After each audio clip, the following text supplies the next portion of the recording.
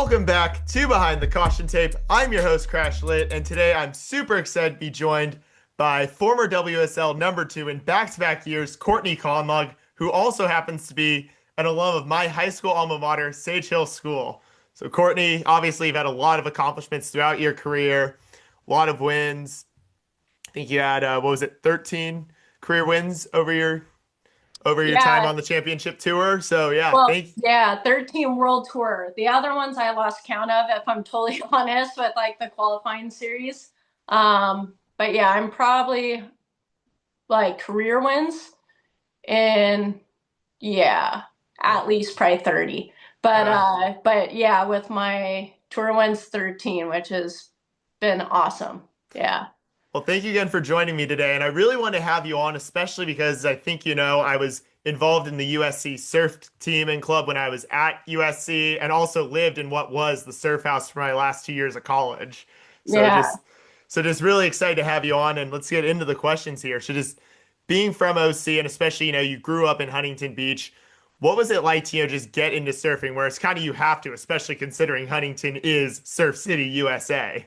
Yeah, HV is Surf City. Huntington, I feel like they adopted me at a young age. Born and raised Santa Ana girl, but surfing Huntington, that was my backyard, and that was where I put a lot of time in, to prep for US Open. And yeah, just hours and hours of just being on south side of the pier, learning the ins and outs of that wave. So every year the US Open went there, I felt like I was the most prepared out of everyone. And yeah, I feel like being born and raised in SoCal, Huntington, you gotta learn to surf at some point. Absolutely, especially I can definitely vouch that I learned when I was like 3 or 4 myself. And, Yeah. and what was it like to, see success early on, like in your career, especially like when you got selected to join the USA junior team at 11 and also just dominating the NSSA through as a kid? Yeah, to be like coming up and surfing at a young age, I had this massive passion for competition. And so naturally, being selected for US Surf Team was a massive accomplishment during that time for me. And I felt so grateful to have the opportunity to work and be coached by Peter Townend and Ian Cans, and growing up. PT was actually my first US Surf Team coach. And I feel like during those like handful of years that he worked with me, I gained so much knowledge from him. I mean, he has his world title, and he's one of those individuals that when he speaks, you definitely want to hear those words. And yeah, so I gained so much from that and competing in NSSA. Sage Erickson, when she came down from like Ventura, Ohio area, she really helped me as a competitor because before that, I felt like yeah, it was just seeing how many times I could combo my competition, which means like not only do you beat them, but you beat them multiple times over. So that was always my goal. And then when Sage came around, she just evened the playing field a bit. And yeah, it was really awesome to just grow as a competitor in those years. One thing that's unique about your journey was even as you were starting to really break in and have your breakthroughs was you decided to attend Sage Hill School, a really competitive school academically, and not just either do homeschool or just kind of go through it. Like you kind of really went into it too. So how did you balance really just engaging with the full Sage Hill experience while also balancing competing like just on like in all the surf competitions? Yeah, Sage Hill for me was an area where I felt like I bloomed a lot as an individual. Sage, they really embrace you to be the best version of yourself and want you to really find who you are as a person at a younger age and be able to go into college knowing what you want to become or in a place where you can just know where you want to go. I feel like Sage, when I was there, I really established confidence in what I wanted to become as an athlete and just how I wanted to pursue my life. And they really embraced me as a student there, which was really cool. They didn't give me easy A's or anything. You know how it is with their grades and stuff, but they kept me honest. And I actually said no to a couple wild card opportunities just because at that point in my life, and still to this day, no regrets for it. School came first in our family. So if I didn't have a high GPA and I was failing as a student and academically, I wouldn't be going to competition. So, school always came first. I always try to strive to be a high honors student and, yeah, and just push myself academically. And I feel like down the line, decades later, it's really helped me as just be able to adapt and overcome so many things. So. Well, one of your accomplishments too, you talked about balancing school and turning to opportunities. One you didn't turn down that you talked about earlier and always being ready for was the US Open. And in 2009, you won the entire event. So what was that like just from just especially, doing school, but also, just competing and really kind of, getting yourself kind of ready for that next level, especially with, just that time where you were in your life. Yeah, yeah. So, US Open weighing in '09, I believe it was Hurricane Marie, the swell we had. It was massive. And Southside Huntington was it was so big. I remember the waves were splashing people that were on the pier by the bathrooms up there, one of the buildings. And I was like, wow, this is pretty solid. And it was such a proving ground. And when I was able to accomplish and win there, it put me in a spot to where I was like, oh, okay. I felt like I was finding my way as a pro surfer, and I really felt like I belonged, and I wanted to become a world champ and overcome so many things at that moment. And what was really cool was not only winning that event, but afterwards, Sage Hill actually recognized me at the school. And I had never been like recognized like that. And yeah, it put tears in my eyes. It was just really heartfelt. And it just shows what that school's about. They really embrace you as an individual and recognize when you do things of excellence, and they really challenge the students to do that and strive to just become better all the time. And yeah, Sage really nurtured me to become greater, athletically, academically, from doing track and field and cross country. I was doing that while doing the surfing while studying. So it was a lot of understanding how to create balance, and time management was huge when I was, only 15 years old. That's super impressive, and especially cool. I think a few years ago, and I think I actually met you for the first time when you spoke at Sage Hill. I think I was a sophomore, or junior that first time we crossed paths, and that was really cool for me, especially because you've always been one of my favorite. You were always like one of my favorite surfer to watch, like growing up on. Like whenever I got a chance to watch in like middle or high school, I'd always like be like, "Oh, when's Courtney going? Like, can I watch her?" I'm not Aw, thank kidding. But it's you. always like cool to really see you and just like what you've done for the sport. It's been really amazing to follow your Uh, journey. Thank you. And, it's moments like that where, the impact I've created for you, it's so inspiring for me when I hear those kind of stories because, you're on this journey and you have these highs and lows and you keep just overcoming moments and, reaching these goals. But it is really bigger than who you are as a person. And you don't always realize the impact just living your journey and trying to accomplish and become just a better person or athlete, the impact it creates. And I always love hearing those kind of stories. It really fills my heart. I do want to ask you now, what was it like to when you found out when you like knew like you made the tour, like when you did enough to like learn like you were going to be one of those athletes from the qualifying series that was going to get to move up to that next level and join the championship tour? Yeah, so WSL, the World Surf League, they were called ASP at the time, and I got an email. I think it was a week or a week and a half before graduation, actually, saying congratulations, you qualified for the tour. And so I was at this fork in the road when I had like the cap and the gown, and we were like, "Woo!" And I had this moment where I was like, "Okay, do I do this path of competing on the world tour, or do I go the college path? One that college for me and that position I was in, I knew I could always go back to it if I needed to. But this opportunity of the tour, I was like, this doesn't happen every day. And so I ended up jumping in and diving both feet into the tour, didn't hold back.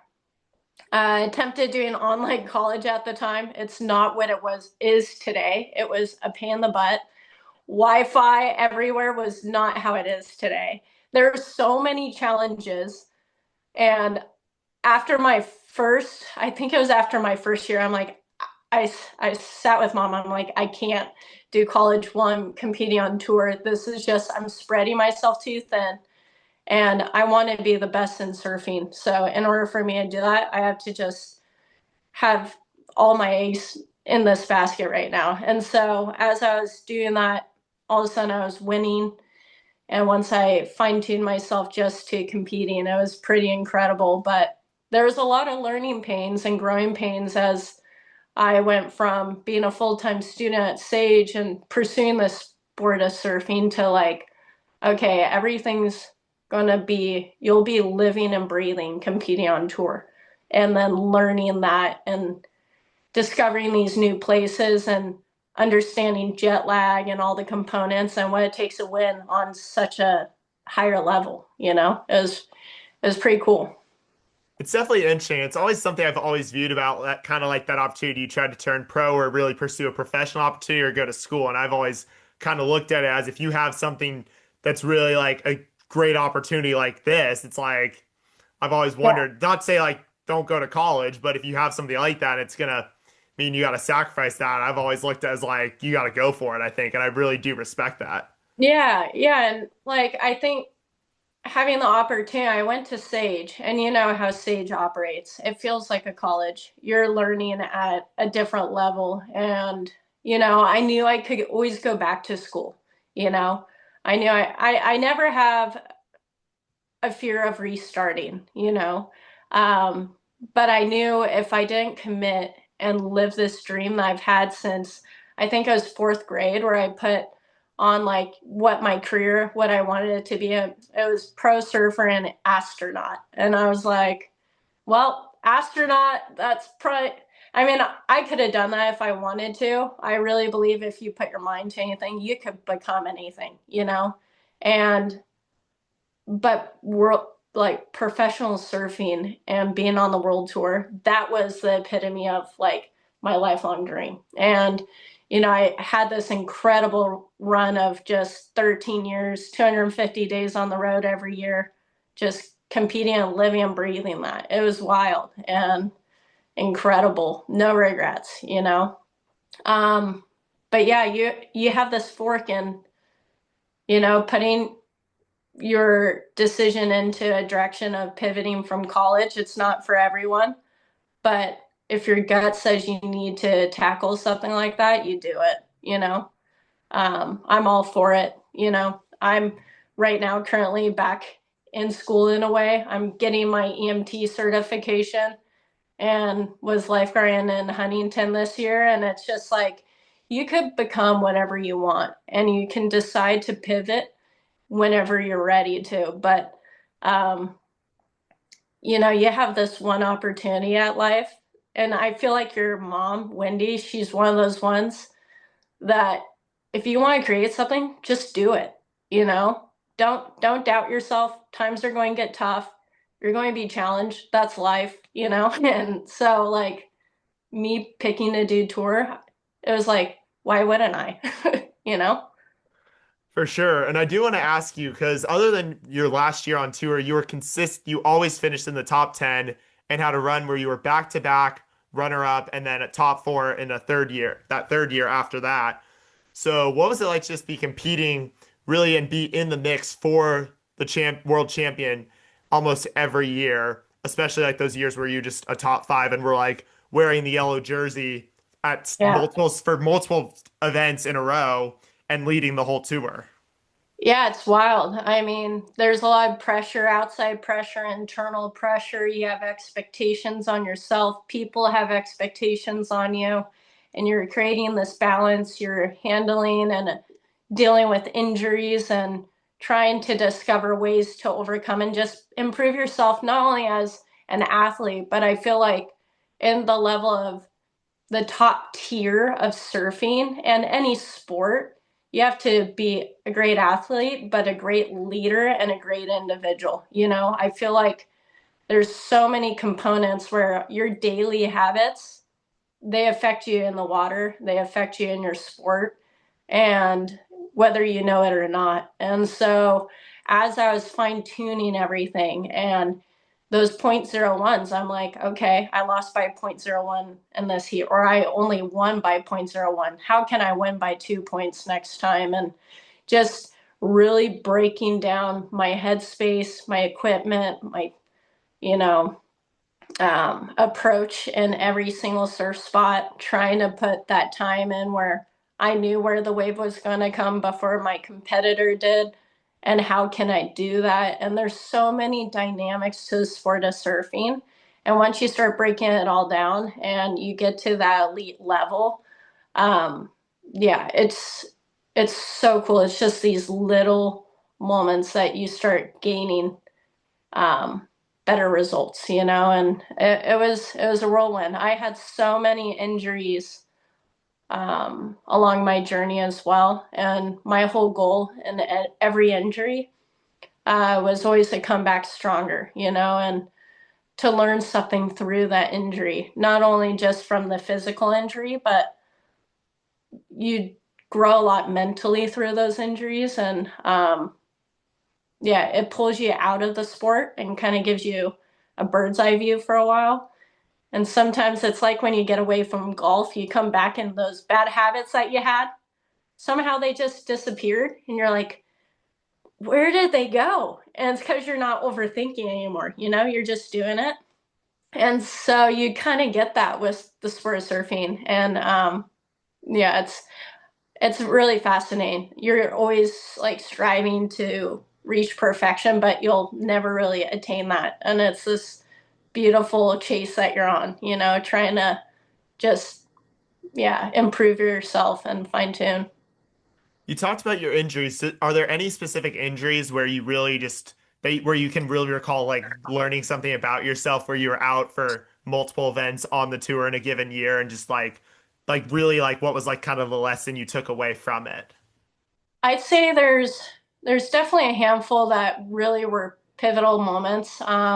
My first big one was at Bells Beach. I was actually mid-event, and the women were called off surfing that day, so the men were on competing, and I knew the spot down the way was going to be offshore, like 6 to 8 foot with the occasional bigger and barreling, which if anyone knows me as a surfer, if I hear barrel, my ears perk up, I'm there, And so I ended up going to this surf spot, getting so many magical waves. Still to this day, don't regret the surf, um, and this wave in particular. And I always say the ocean finds interesting ways to test us and put us down a path of learning. And on my last wave in, I ended up doing an acute high ankle sprain, hurting my Achilles, and um, yeah, it felt like my foot was just like flopping. It didn't feel really connected to my leg anymore. And so I get in and I had to stumble over the reef, and I'm just sitting there, and Steph had to happen to be out there, and Jake Patterson, and I just remember sitting there and going, no way, no way this is happening. Like, why me? Why right now? I felt like I was on the rhythm to win my first bell, and everything was going beautifully, like so perfect. And then I got wham, just smacked down. And I was like, why? And so I'm sitting there. Mom comes up because she knows I was down for the count. And next thing you know, I end up having to walk up probably over 100 stairs. I'm trying to process if I can compete the next day. And I end up going and seeing a PT, and she does all this acupuncture, does all this stuff, goes, hey, maybe the doc can give you a cortisone shot the next day. Um, and the next morning, I could barely get my foot in this boot that I was wearing. It was so painful, and ended up trying to surf that morning. That was supposed to be competing, but the pain was excruciating. And the doc was like, with what I think you have, I'm not giving you a cortisone shot. So you either do this with no shot or you don't do it at all. And it was a big thing. And I had this mentor at the time that said, Court, okay, you pulled out of the event. So are you going to dwell on it? Or are you going to see this as an opportunity? So it's like, is it a burden or is it an opportunity for you? And you always have a choice. And so ever since that day, I've given myself a choice. I always give myself the option when I injure myself, but I always choose opportunity because, yeah, I'm pretty optimistic as a human. um, and I decided to learn through that whole experience and came back, didn't need an injury wild card.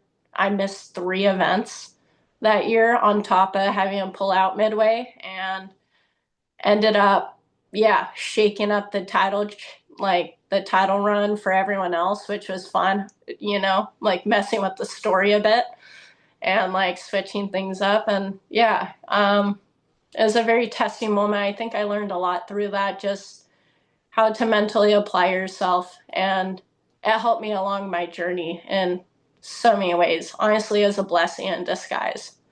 You talked about, obviously, I've asked you about kind of what it's like to be like one of the leaders in this year. What was it like to be a spoiler? Oh, it's so fun being the spoiler when when you know you're out of the title race and I mean, I had weight on my shoulder because you never know who is going to get the injury wild card, so I didn't really have my money that I might get the wild card if like a contender ended up injuring themselves. And so I was like, you know what?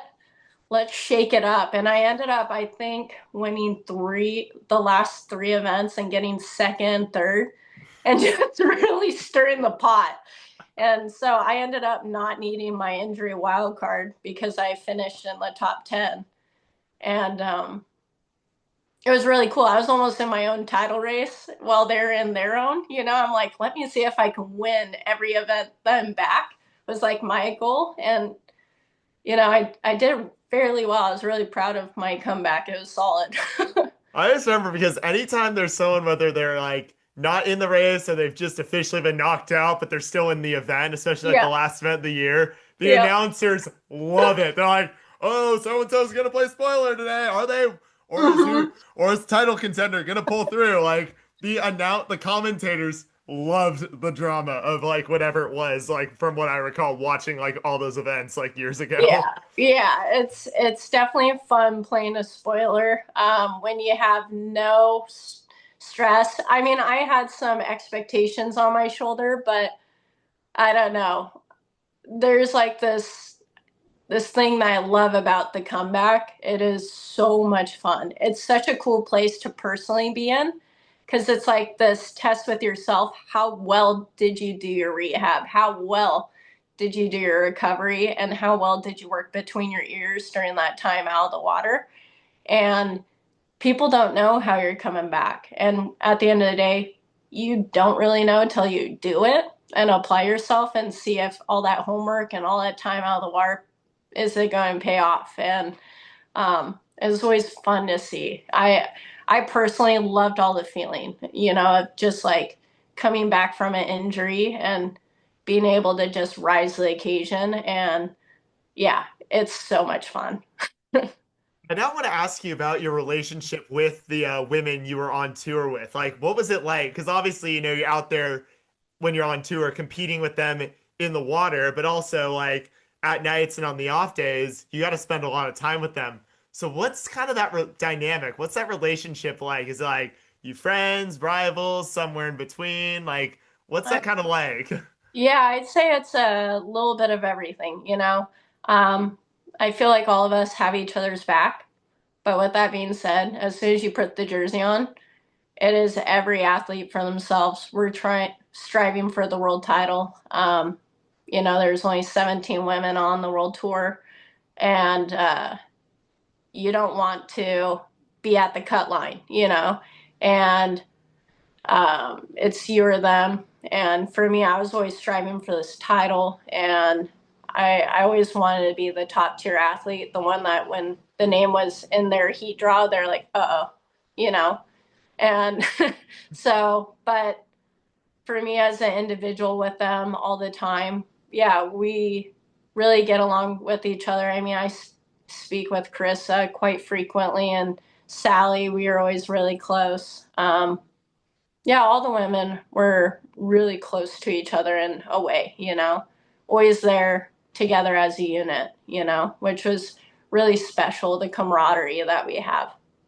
I just ask because it's unique. Surfing's unique in the fact that it's individual, but you're competing against the same group of women every Yeah, contest. So I was really yeah, just curious in what that dynamic was like.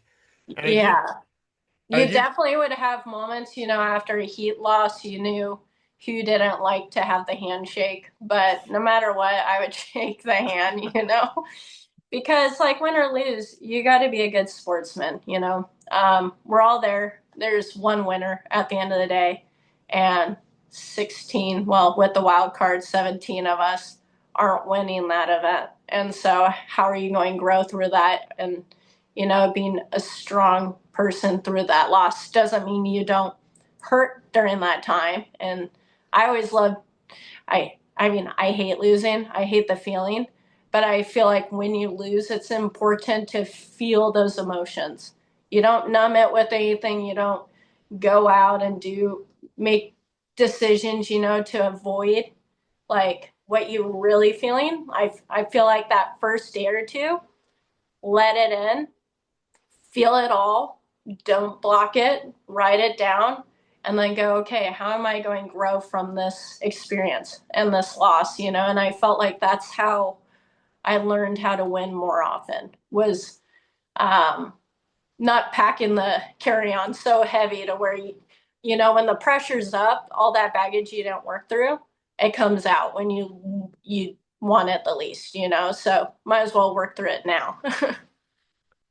what were some of your favorite memories when you were on the tour, and which of your wins was the most memorable for you? Which one of my wins? It wasn't a tour win, but US Open was super memorable. That was qualifying series. Um, I'd say Tahiti, my Chopes win, Bells. There's so many, honestly. It's each one has its own significance, like Cloud Break, that one was so cool too. You're on this remote island for like a month, and um, the trophy is this beautiful kava bowl. It's a piece of art, and it's just really special to win that event. So many world champs have won that event, Bells. And then Margaret River was a cool win. And the art piece that you win is a piece of blown glass from this artist. So, um, but at the end of the day, like those wins, what you remember, it's so funny. It's so cliche. Everyone goes, "Oh, it's the journey, not the destination." But it's all the moments before the actual trophy that really make that trophy and that moment significant. Of how Um, yeah, yeah. Probably the first tour win because that showed me I could do it too.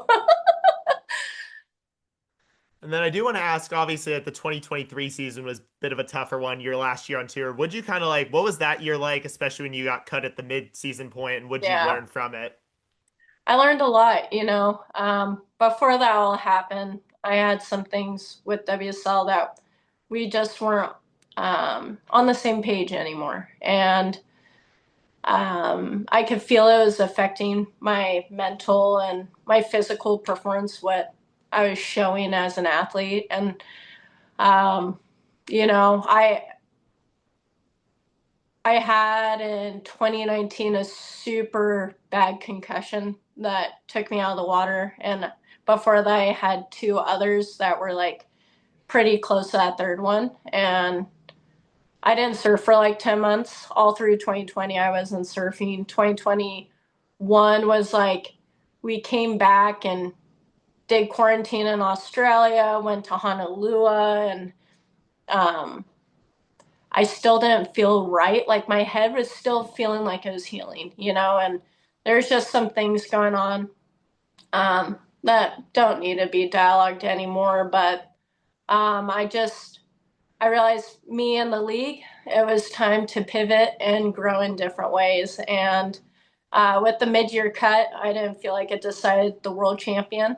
I felt like deciding after 5 events to cut half the tour of women um, didn't seem like a smart decision for the league. And so, yeah, it was just time to grow in a different direction, more as a water woman. And now I'm on a path of pursuing big wave, challenging myself with endurance and sharing the knowledge that I've gained, with my Sea Tiger surf experience and like being able to impact people in a different way. I'm here to, I feel like my purpose here is to like bring light and share joy and this knowledge and the strength that I've gained over the years with others. And so that's the journey I'm on now.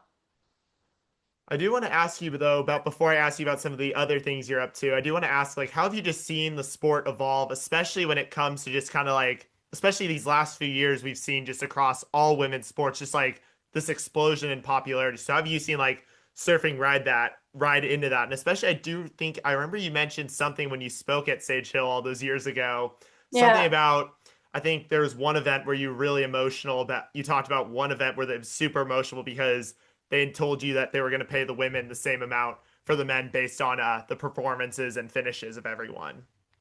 Yeah. Surfing has changed a lot. I feel like it's a sport that's always evolving, which is a beautiful thing. As a competitor that's been within it, I've been competing. Obviously, my first US Open, I was like 12 years old. And so I've been competing for decades.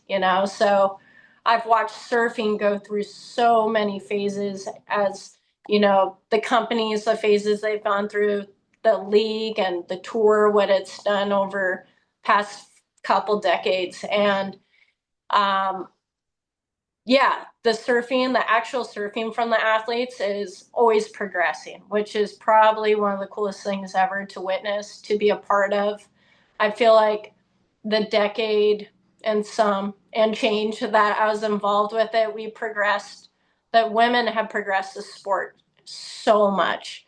And, and it's thanks for the generation prior, we had Chelsea Hedges, Lisa Anderson, Rochelle Ballard, Melanie Bartels, all these others before us that created the platform for us to succeed. And then we built off of that. And that's what I feel like every generation's meant to do is challenge what the previous one did. Um, and so, yeah, where it is now, this year, I've been pivoted from tour now going on almost 2 years, which is crazy. It doesn't feel that long. But this coming year, they're going to take the mid-year cutaway because they realized it wasn't right for surfing. Took them a little long to figure it out, but that's okay. Sometimes things take time. And, but I think them doing that is going to be great for the sport. And it's going to allow the athletes to be healthier because the thing with the mid-year cut, 5 events, you're dealing with injuries and you're aiding them. You're dealing with illness, overcoming that, on top of being a top athlete. And I feel like 5 events isn't enough to decide a world champ or to decide to make a cut. It's just, I feel like the 10 events is right for surfing, at least 10. So it's really exciting to see where it's going now again, and it'll be fun to watch. I'm looking forward to it. I was really interested in your question, especially as you've been one of the most visible faces in surfing and just one of the most visible women who's been surfing in like the public eye for like over a decade. And that leads me to my next question. What was it like? And I should have honestly honored you with this at the start of when I introduced you. Is what was it like to be the inducted as the Woman of the Year in the Surfing Walk of Fame in 2019 back in Huntington Beach? Yeah, that was incredible. I was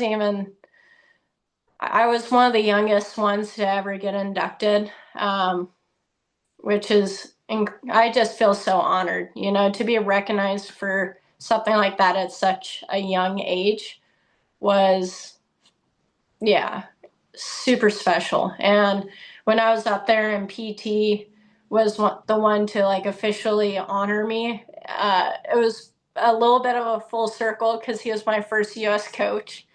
And um, yeah, HB to be recognized there, it's a part of my home, and it's really special to have made an impact like that in this community. And I'm not done. I know I've pivoted from the tour, but I feel like now I'm just getting started with the other things that I feel can create even more impact, which is such an exciting and beautiful place to be in. And um, yeah, I know you understand like being in a place where you're growing and becoming is such a cool spot to um, yeah, challenge yourself. I love to challenge myself. If I ever feel like I'm plateauing, I'm like, okay, what else can I learn right now? I don't like the feeling of being like comfortable. I love the feeling of being uncomfortable and challenging what's possible. I do now want to ask you, kind of building on that, you've talked about how you've gotten into now big wave surfing, paddleboarding, then coaching as well too. So what have those experiences been like for you? Yeah, so big wave surfing, the reason I love it is it's you, the ocean, and your decisions. And it is and surfing on the tour level, it's that same deal, but it's life or death. Like, yeah, every decision you make can cost you a pretty high cost. And it's a very calculated risk. And that's why I love it, is because you really have to prepare, create the tool, use your tools that you have, and you sit and you're amongst the ocean, trusting your instincts and your knowledge, and making decisions and having to back them completely and see it through.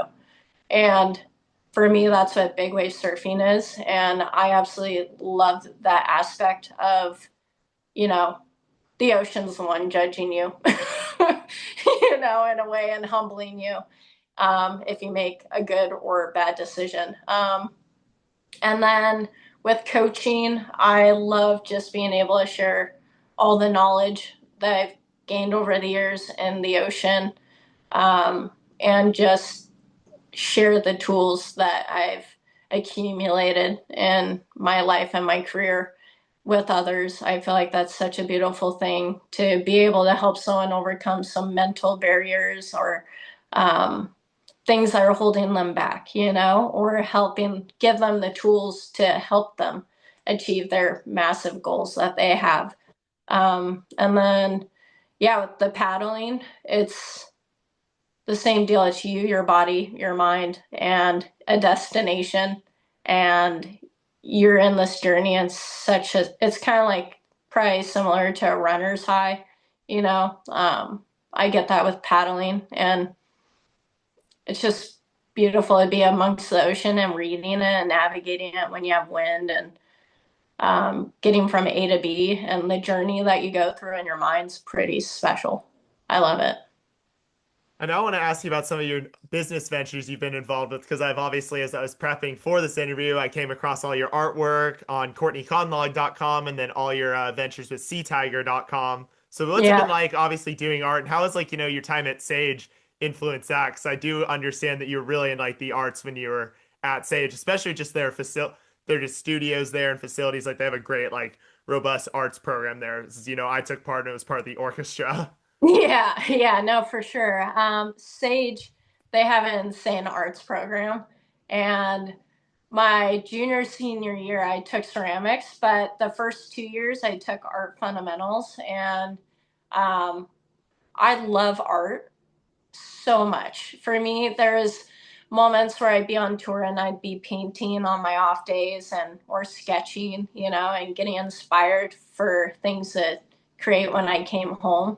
And art's been a really cool thing because you it's not only just something on a canvas, but it's also design. And I've had the opportunity to design collections, design wetsuits, and engineer them so they're really functional for athletes and people surfing. And then I created the watch with Swatch. So I've had the opportunity to create these collections, which are super fun. Like I love putting art on people. It's just exciting. Doing the R&D for it, doing the sketches, filling the materials, creating the product. So yeah, I still love painting. I have a room in my house that is purely an art studio and just for designing, and it's a place where you lose yourself and create something really cool, you know. But yeah, Sage really helped kind of develop those fundamentals of design and seeing something in your mind and putting it on a canvas. Um, yeah, it's definitely an obsession of mine and super, super fun. And what inspired the name Sea Tiger? Sea Tiger. So when I was 4, I was always called Little Tiger in martial arts. And as I was competing and everything when I qualified, I was in the spot where mom's like, hey, let's create a little small business for you that we don't know what you'll do with it in time, but why don't you pick a name? And the first thing that came to my head was like Little Tiger. Like, okay, the sea. I had like 20 names, and I'm like, Sea Tiger, that sounds cool. And so Sea Tiger came about in 2011, my first year on tour. And honestly, that's how it started. It started like that. And then my neighbor that I grew up with, she got into like graphic design. And I'm like, hey, because I didn't want any emotional attachment yet to it. I'm like, hey, do you want to design a logo for me? And so she was mocking up all these rad designs, and um, the logo that I ended up picking, it really called me. I was like, wow, that logo, that one resonates. And so that's where the logo came about. And now it's just becoming I feel like it's like kind of a tiger cub right now and it's growing. I was just really curious about that because it's like I've noticed it on your page for years. Yeah. And I do want to ask, you've mentioned them a lot throughout this interview. So I want to ask, like, what was the role of your family, especially when you're competing? Like you've mentioned your mom a lot throughout Yeah. this. So it's just really it was something I would kind of want to circle back to, especially with you mentioning kind of how she was like proposing the whole how you figure out the whole sea tiger business and the name for that. Yeah. Um, I'm from a family of 5. I have a little brother, older sister. My mom and dad, we're a very tight family. We always have been.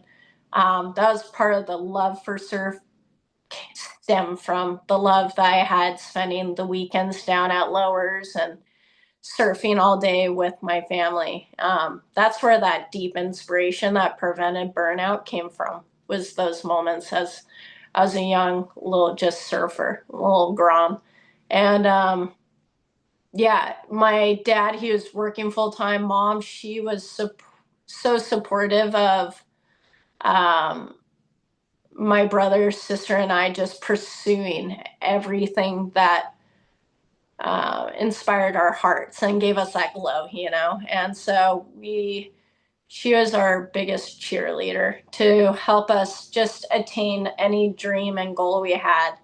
And it's really cool to just see the path that each of our lives have gone because it came from true purpose. I feel like the decisions we made were what really served us in such a beautiful way and where we could actually create impact. Like the direction my brother is on right now as just the individual so inspiring to me. I'm inspired by my siblings. It's really fun. Like my sister's saving the world one day at a time with what she does. And then my brother's just this Ironman endurance athlete that does a 9 to 5, but that's just a 9 to 5. He's such an insane human outside of that. I'm like, how do you do it? And um, then my mom, she and we tackled the world together. Like, we spent 250 days on the road.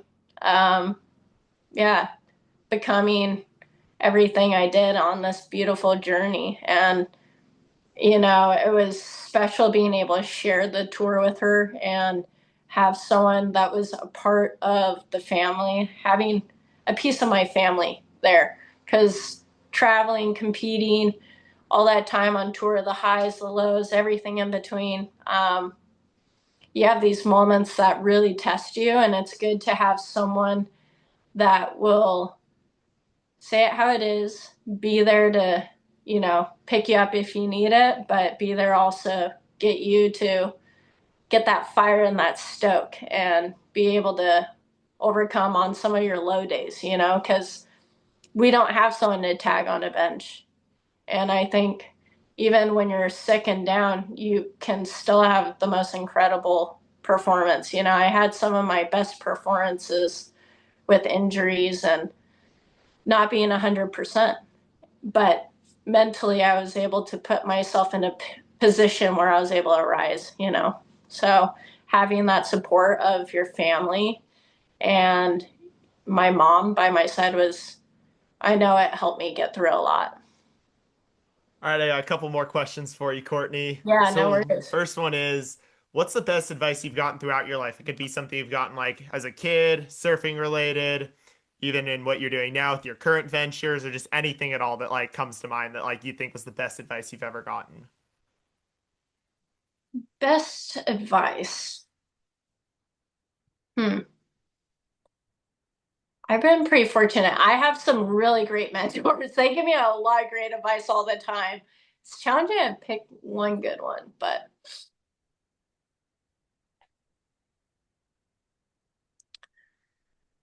hmm. I feel like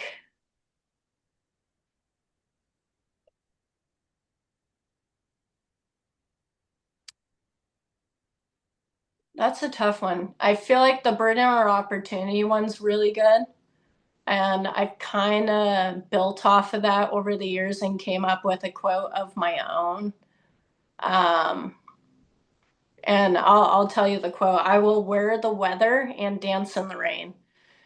And, the burden or opportunity one, it's always like in life, it gets tough at some point for everyone.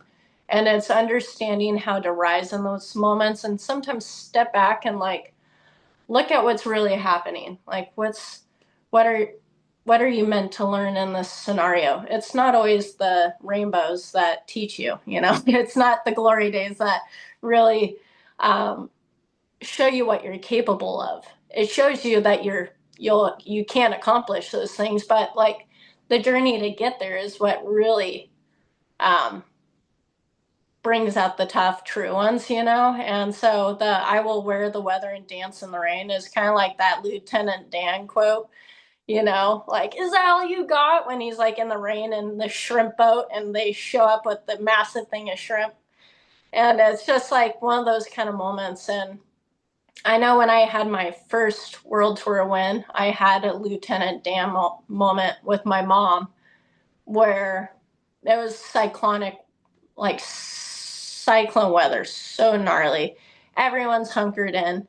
I hadn't won a tour event, and I had such a challenge the event 2 events prior, and I was like, I'm going to do whatever I need to do to win this comp and put time in when no one else wants to.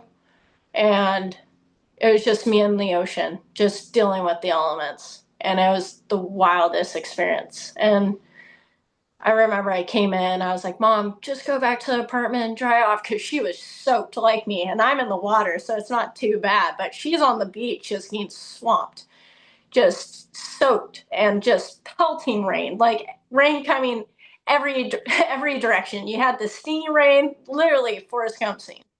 And she's like, "No, I'm here for you, Court. I will see this through with you." And she stayed there as I kept training.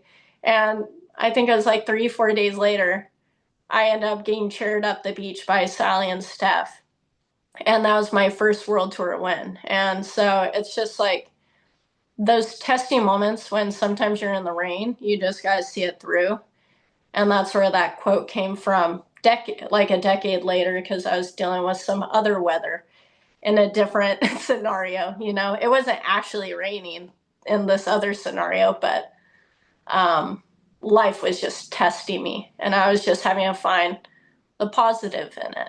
And so it's like grab those rain boots and learn how to dance in the rain and find the fun in it. Because, yeah, life's such a fun journey, but it will push you. Absolutely. These are like these last two questions are one I always ask every guest on this podcast. And then so the final one is, what's the best advice for anyone who they look at Courtney Conlogue and they aspire to be a pro surfer? Like, what's the advice you got for them? uh, my advice is focus on what's between the ears. I feel like, and obviously surfing, you got to put hours and hours in the water, you know, learn how to tune in and connect with Mother Nature, I think, and trust your instincts. Yeah, because I feel like the mental game is such a big part of professional surfing, especially if you want to get on my level where it's that elite, like tour level. Um, because it's such a mind game, especially with the tour athletes. We're playing games all the time. Like there's so many times where I would be so cheeky and sell the worst wave to like Steph and get her to use priority. And then I give her a little smirk. Or like I would just know my competitor as well, if not better than I knew myself because I did my homework.